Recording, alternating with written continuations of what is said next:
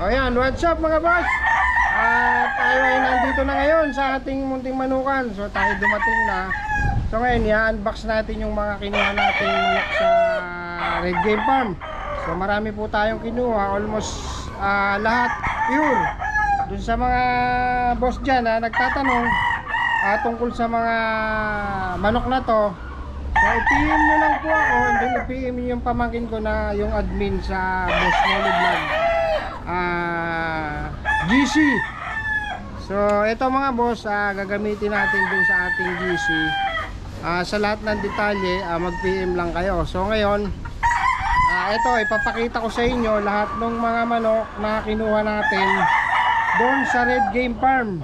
So ito yung sample na kinuha natin, mga boss, pure na Golden Boy. So ito, marami kasi nagtatanong at hindi naniniwala bakit nakakakuha tayo ng pure. So ito po ay pure Golden Boy sweater. O ayan, hindi naman po siguro mangyari na magsisinungaling yung record na binibigay sa atin. So bakit ba tayo nakakakuha ng pure doon? Kasi mga boss, sa quality control ng Red, pagka po merong sobrang laki, oversize, hindi na po pumapasa sa kanilang standard. So ang nangyari, nire-reject na nila, inilelep over. Nilalagay nila ngayon yun dun sa mga battle cross na siya namang nakukuha natin. Kaya mga boss, huwag kayong magtataka kung bakit nakakakuha tayo ng pure doon. So ito yung unang nakuha natin na Golden Boy, mga boss. So tingnan nyo mabuti, hindi siya gold, basta Golden Boy. Yung number 1.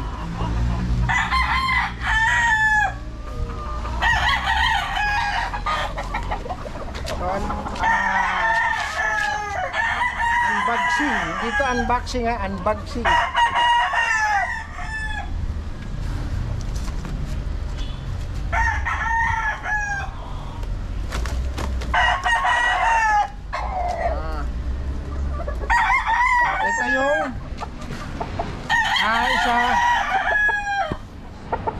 Sa inyo, nakuha natin. So ito yung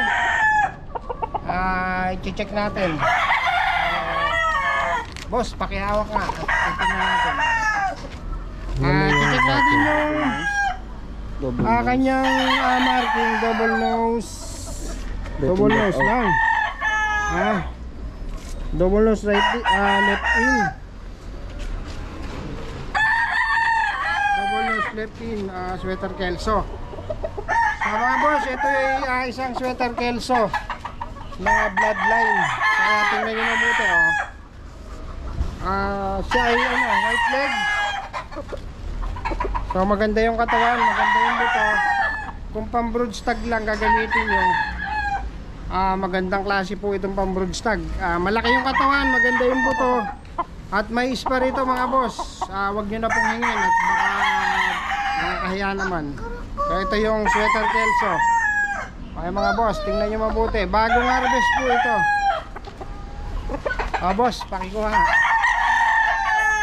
Mag-unbox pa tayo isa.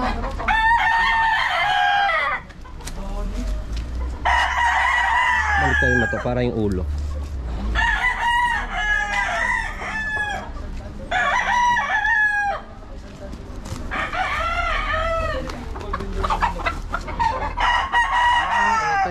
Ito yung last pick natin.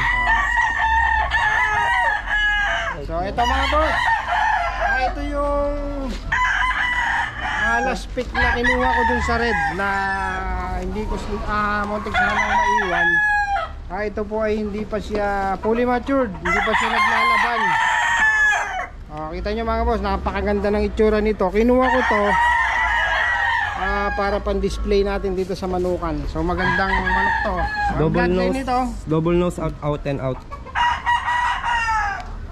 Right out lang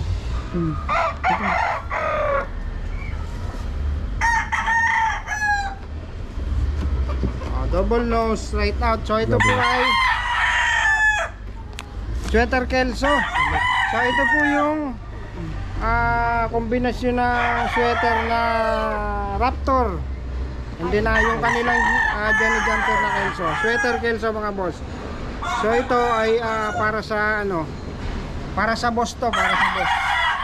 Pero kung gusto nyo, madali naman pong pag-usapan yan. Basta i-message nyo lang ako at ako ay madaling kausap. Huwag nyo lang hihingin kasi binili natin to eh. Okay mga boss, napakagandang manok niyan pag nakita nyo. Yan, ito yung number 3. Number 3. Mga boss, ito yung ating in-unbox na number 4. Mga boss, pure 5K sweater. Yan. Pure 5K sweater yan mga boss. Tingnan nyo yung itsura oh. Ang aangas ng mga mukha nila oh. Yan. Tingnan nyo mabuti ha. Sipat kilatis mga boss. Oh. Ang marking po nito ay double nose lang. Double nose marking. Pure 5K sweater mga boss. Yan. Abangan nyo ito, abangan nyo. Mga boss, ito yung ating in-unbox na number 5 na stud. Mga boss, pure golden boy. Magtataka kayo bakit dark siya. Siya tinanong natin dun sa mga farm boys at farm manager na bakit dark. So hindi naman sila sabi nila meron lumalabas talaga na ganitong dark. Hindi naman siya dark na kagaya ng Gilmore. So ito matingkad lang yung pagkapong kanya. Pure golden boy mga boss. Ayan.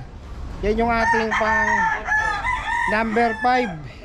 Left out, left nose. Left out, left nose. Ito yung marking niya. Number 6. Ito yung in-unbox natin na number 6 mga boss.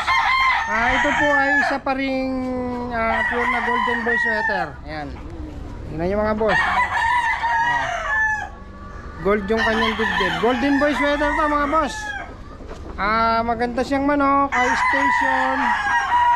Barakong barako. Ito yung mga manok na pinag-ispar namin kanina. Siyempre hindi naman siya ibig sabihin kaya natin siya kinuha is pumasa siya sa ating kilatis ng sparring. So kaya ito ay kinuha natin. Siyempre pure, kaya natin kinuha pure golden boy, yung pang number 6. Mga boss, ito naiiba sa lahat. So magtataka kayo bakit meron tayong nakuha na straight comb. So ngayon pa lang siguro magtataka kayo bakit may straight comb na ito. Ito po ay golden boy sweater din, pure. Yan, pure na golden boy sweater. Hindi lang siya natin na-spar dahil nga hindi pa siya fully matured. Mayari dito na natin siya pamamature din. Mga boss, dun sa mga napupusuan itong golden boy na to, madali lang po natin pag-usapan yan. Basta mag-PM lang kayo. Ay mga boss, pang number 7. Mga boss, ito yung pang number 8. Malaki siyang masyadong manok. Sweater roundhead. So ito yung crosses na version ng sweater roundhead ng red. So parang ang itsura niya ay parang pure kelso. Yan yung pang number 8 natin. Magandang katawan, mahaba ang paa. High station talaga Tapos malaki yung buto. So ayan yung ating sweater roundhead. Mga boss, ito yung pang number 9. Yan, mga boss, ayan, tingnan nyo mabuti. Pure golden boy din to. Malaki masyado yung katawan niya. So hindi lang maganda yung buntot niya kasi nga kaya siya hindi pumasa sa standard. Pure golden boy, high station, malaki ang katawan. Maganda yung mata niya. Yan. Bali pang 4 to. Pang 5 na yan. Ito yung pang-5 pure na golden boy na nakuha natin mga boss. Yan. Mga boss, ito yung ating pang number ilan to? 10. Pang number 10. Ito ay isang pure kelso mga boss. Ayan pure kelso po siya. Maganda yung katawan na station. Maganda yung buto. Kaya nga lang kung papansin nyo, light side siya. Ito yung light side ng pure ng kelso ng red. So tinanong natin, so especially ang mga Kelso kasi is parang wine red, dark wine red. And then white-legged. So sabi naman ni Boss Andy dun sa Red Game Farm, ito ay pure, isang pure na Kelso. Mga boss, meron tayong isang nabitbit uli na off color. So ito yung dome ng Red Game Farm. Ayan mga boss, dun sa mga dome lover dyan. Ayan o, meron po tayong dome. Mag-PM lang po kayo kung talagang gusto nyo. At syempre, kung kakayanin nyo yung presyo, willing naman tayo na ibigay ito. Kasi ito mga boss ay may pinaglalaanan. Kaya ito ay kinuha natin. Ayan mga boss, dome ng Red Game Farm. Ito yung pang number 10. Number 10 mga boss. Dome. Doon sa mga dome lover. Hindi liver lover, dome lover. Ito ang pinakalas na in-unbox natin, ang dome. So ayan mga boss, nakita nyo na yung ating mga nabiling stock doon sa Red Game Farm. So dito karamihan puro pure. Karamihan sa kanila pure na Golden Boy. Doon sa mga nagtatanong regards sa mga binili natin ito, ito po ay may pinaglalaanan. So kung gusto nyo, willing kayo na magpa-add sa GC natin, pwede naman i-add kayo sa GC. So dito na lang po natin tatapusin ang ating munting vlog mga boss. At dun sa mga bago lang na mapapadaan dito sa ating munting YouTube channel, iniimbitahan ko po sana kayo na mag-subscribe, mag-like po kayo at mag-share, and then hit nyo yung ating notification bell lang sa ganon maging updated kayo sa mga ina-upload natin na video at maging kasama ko kayo kapag tayo ay pumupunta sa Red Game Farm. So yun lang mga boss, maraming salamat po at good luck.